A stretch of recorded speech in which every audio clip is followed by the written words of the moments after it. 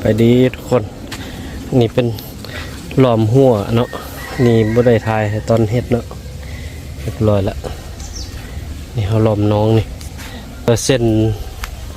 ยางตัวนี้มัดเนาะนี่บนนี้เขาก็แห่หัดปลาให้ยัง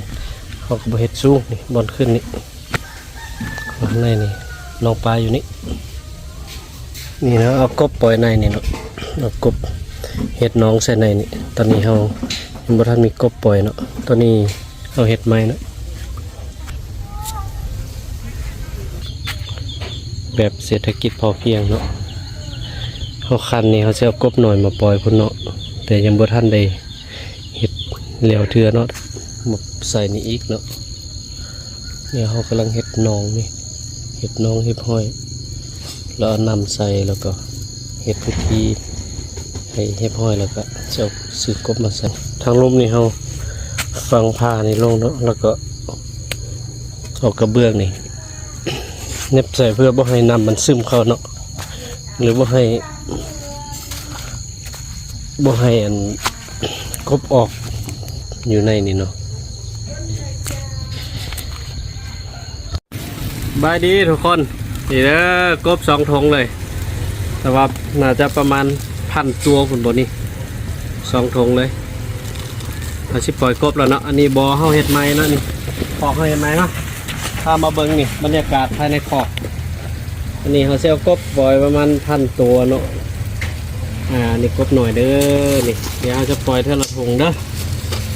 คนเดินเบิ่งเนี่ยเขาไปปล่อยอยู่ไหนเนาะ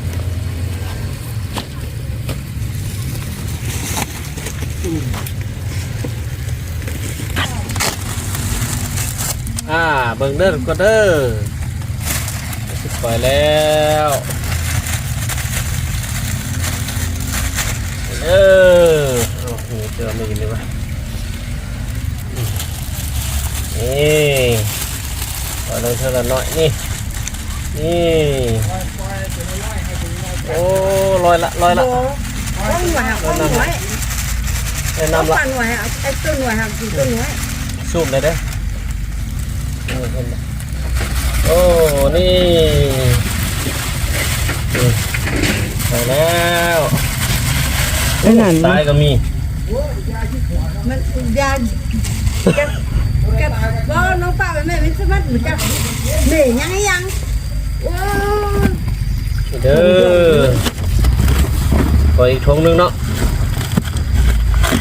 ติดตามเบิ่งผลงานนำกันน้ำกับข้ามพุทธบ่เด้อนี่ออกมาละโอ้เต็มเลย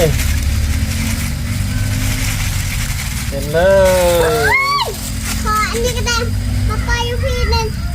ก็เฮาไปยูพีบัดนี่ให้ห้อยวันนี้เขาออกเนาะถ้าเขายังอยู่ในนี่เจ้าหน่อยเขาเหยียบใส่ตุ๊บๆเนาะเขาออกอยู่นอกมันนี่ป้าเอาอาหารให้มันกินบ่โดยให้บ่กินบ่มันสวยป้านี่บรรยากาศภายในโดยให้มันอยู่ในนี่เด้อนี่ช่วงมึงใกล้ๆเนาะนี่นี่ถ้ามันนอนก่อนค่อยกินนี่เต็มเลยเนาะนี่ขอกไม้เขานี่ขอกไม้เขาเฮ็ดไม้ขอกเก่าอยู่พูดเนาะทางพูดเนาะขอกเก่าเนาะอันนี้ขอกไม้นำใส่ละเขาเลี้ยงแต่ตอนนี้นี่ที่ว่าเลี้ยงไว้กว่าปีกายเนาะปีกายนี่เขาออกพรรษาแล้วเขาจึงมาเลี้ยงแล้วมันใหญ่ซ่าเนาะนี่เขามาเลี้ยงก่อนเข้าพรรษานี่เอาพวกมาที่ว่าใหญ่ไว้อยู่นี่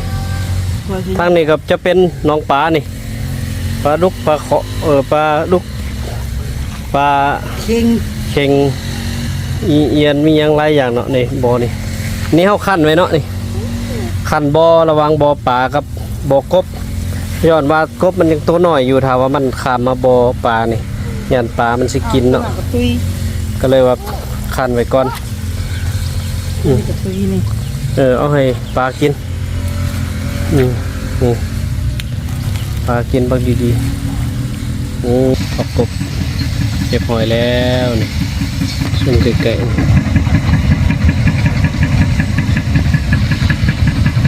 ก็ปล่อยแล้วเด้อนี่ปล่อยน้ำใส่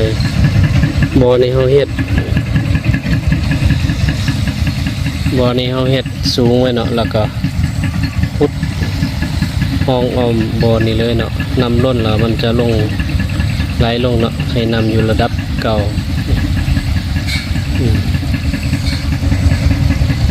นี่เต็มเลยนี่